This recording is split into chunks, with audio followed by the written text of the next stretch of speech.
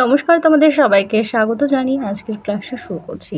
আজকে তোমাদেরকে দেখাবো ষষ্ঠ শ্রেণীর দ্বিতীয় পর্যায়ক্রমিক মূল্যায়ন 2024 সালের রায়মার্টিন প্রশ্ন বিচিত্রা থেকে বাংলা বিষয়ে মডেল কোশ্চেন নাম্বার 3 ও 4 নম্বর যে সেটটি আছে আজকে তারই সমাধান করে দেব।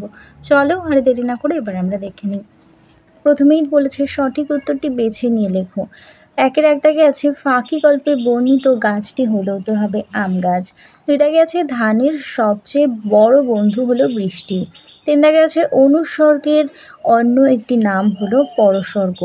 আর চার দাগে আছে মানভূম দেয়াল চিত্রের প্রতীক বলা হয় পদ্মকে। পরের প্রশ্ন উদর শব্দটির বিশেষণ হলো ঔদরিক। আর ছয় দাগে আছে বাঘ জননী ছেলের কাজে লজ্জা পেয়ে তাকে ভোদরের সঙ্গে তুলনা করেছিলেন। আর পল্লী কবি অভিধান পেয়েছিলেন জসীমউদ্দীন। দুই দাগে দেখো, দুইয়ের এক দাগে বলেছে কটক কোন নদীর তীরে অবস্থিত, উত্তর হবে মহানদী। দুইয়ের দুই দাগে আছে সেই অতলে ডাকুক, কে কাকে এই ডাক দেয়, উত্তর হবে ধরণী মা পিঁপড়েদের ডাক দেয়।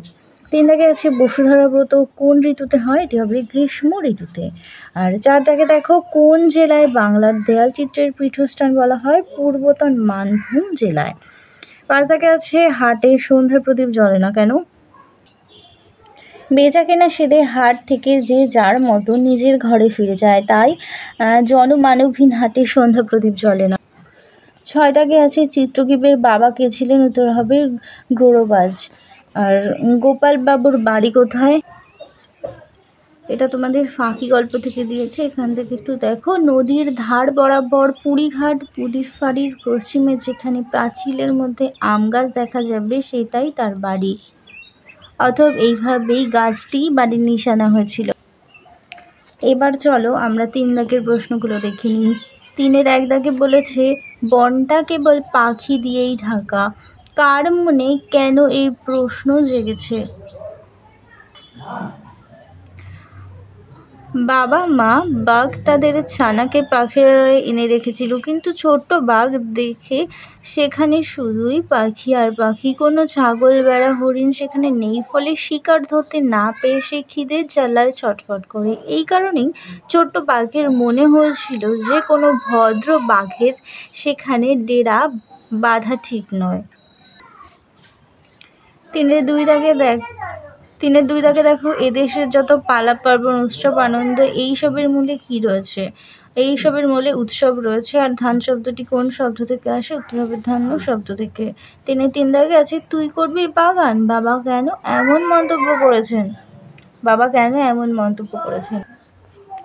তুই করবি বাগান রাজকিশোর পট্টনায়কের ফাঁকি গল্পে গোপালের বাবা এমন মন্তব্য করেন কারণ ছেলে আম গাছ না লাগিয়ে ফুলের বাগান করতে আগ্রহী দেখে বাবা বললেন তাদের বাগানের মাটি বেলে মাটি, জল দেবারও সুবিধা নেই। এর উত্তরে গোপাল যখন বলল সে নিজের হাতে জল দেবে ফুল গাছে, তখন তার বাবা রেগে গিয়ে বলেছেন সে নাকি নিজের হাতে জল তুলে স্নানটুকু পর্যন্ত করতে পারে না, সে দেবে গাছে জল। এই কারণেই লেখক বলেছেন তুই করবি বাগান। পরের প্রশ্ন দেখো, যে যাহার সবে ঘরে ফিরে যায়, কারা কখন ঘরে ফিরে যায়, এটা তোমাদের হাট কবিতা থেকে দিয়েছে। উত্তরটি হবে ক্রেতা বিক্রেতারা তাদের প্রয়োজনীয় সামগ্রী কেনা বেচা হয়ে গেলে তারা সকলের ঘরে ফিরে যায়। তারপর হাটে কী দৃশ্য দেখা যায়, হাট শেষ হবার পর সেই হাটে দেখা যায় কোনো লোকজন থাকে না, সেই হাট একাই পড়ে থাকে, সেখানে সন্ধ্যা হলে কেউ সন্ধ্যা প্রদীপ জ্বালাতেও আসে না। পরের প্রশ্ন দেখো, চার দাগে চলে যায়। চারের এক দাগে বলেছে কাকে দেখে বোঝা যাচ্ছিল না সে মানুষ না বাদর, প্যাঁচা না ভূত, উত্তর হবে হিজিবিজ বীজ। এরপরে দেখো হিজিবিজ বীজের খুড়ো মেশো শ্বশুরের নাম কি, উত্তর হবে তকাই। আর হযবরল শব্দের অর্থ কি, এলোমেলো বা অগোছালো। এরপরে দেখো তোমাদের অনুচ্ছেদ রচনা আছে, রচনার ভিডিওগুলো আমি আলাদাভাবে দিয়ে দেবো, তোমরা অবশ্যই দেখে নিও। চলো এবার আমরা 4 নম্বর মডেল সেটটি দেখে নিই। প্রথমেই দেখো দিয়েছে গো বন্দনা রাঢ়বঙ্গের কৃষিজীবী সম্প্রদায়ের উৎসব। দুই দাগে আছে পিঁপড়ে কবিতাটির লেখা অমিয় চক্রবর্তী।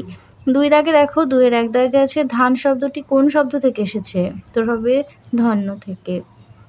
আর আস্তে আস্তে আসছিল গাড়িটা, ধান্য হবে। এখানে কোন গাড়ির কথা বলা হয়েছে? ছোট্ট বেবি অস্টিন। আর কতগুলো গ্রামের পরে সাধারণত একটি হাট চোখে পড়ে? উত্তর হবে 10-12খানি। আর 4 দাগে আছে পিঁপড়ে কখন বা বাঁচলেম বলে উঠল। বৃষ্টি একটু ধরে এলে ঘাসের পাতার থেকে কামড় আলগা করে পিঁপড়ে বলে উঠল যে বাপ বাঁচলাম। 3 দাগে চলে যাই। 3-এর 1 দাগে আছে বাজে বায়ু আসি বিদ্রুপ বাসি। কবির এমন মনে হবার কারণ কি বলে তোমার মনে হয়?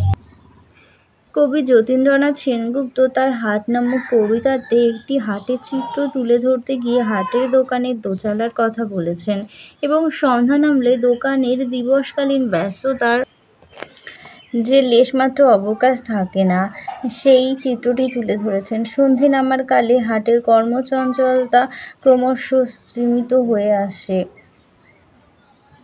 তখন সন্ধ্যার বাতাস যেন দোকানের চালাঘরের বাঁশের মধ্য দিয়ে বয়ে যায় এবং দিনের কর্মচঞ্চল রূপটি অবসানে ব্যঙ্গ করে যায়। 2 দাগে দেখো সাঁওতালি দেয়াল চিত্র কিভাবে আঁকা হয়? মূলত জ্যামিতির আকার আশ্রিত বর্ণ সমাবেশ রচিত হয় সাঁওতালি দেয়াল চিত্র। এই দেয়াল চিত্র চওড়া রঙিন ফিতের মতো সমান্তরাল রেখা, চতুষ্কোণ, ত্রিভুজ ইত্যাদি দেখা যায়। পরের প্রশ্ন দেখো। 3 দাগে বলেছে পাতা কেন পিঁপড়েকে তার শরীর কামড়ে ধরতে বলেছে? প্রবল বৃষ্টিতে চারিদিক জলে ভেসে যাওয়ায় একটি পিঁপড়ে বাঁচার জন্য একটি ঘাসের পাতার নিচে আশ্রয় নিয়েছিল। বৃষ্টির ফোঁটা পাতার আঘাত করলে পাতাটি জলের মধ্যে প্রায় নুয়ে পড়েছিল। তখন পিঁপড়েটি খুব ভয় পেয়ে যায়। যদি সে জলে পড়ে যায় তখন পাতাটি পিঁপড়েকে বলেছিল তাকে কামড়ে ধরতে। তাহলে পিঁপড়ে আর পড়ে যাবার ভয় থাকবে না এবং পিঁপড়েটি রক্ষা পাবে।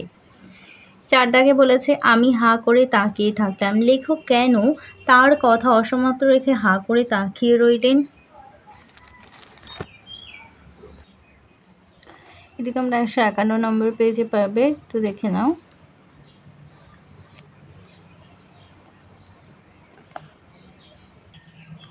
এবার চলে যাই 4 দাগে। অতি সংক্ষেপে প্রশ্নের উত্তর দাও। কাকেশ্বর কুচকুচের বংশ পরিচয় কি? শ্রী কাকেশ্বর কুচকুচে সনাতন বয়স বংশীয় দাড়ি কুলীন অর্থাৎ দ্বারকাক।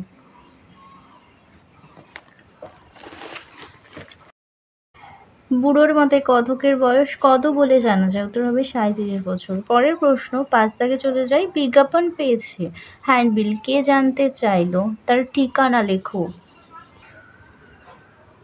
উক্তিটি দ্বারকা কাকেশ্বর কুচকুচের। গল্পকথকের উদ্দেশ্যে দ্বারকাকের এই উক্তি। পরের প্রশ্ন দেখো। বলেছে নির্দেশ অনুসারে উত্তর দাও। সমচারিত ভিন্নাত্মক শব্দযুগলের অর্থ লেখো। প্রথমে আছে অণু।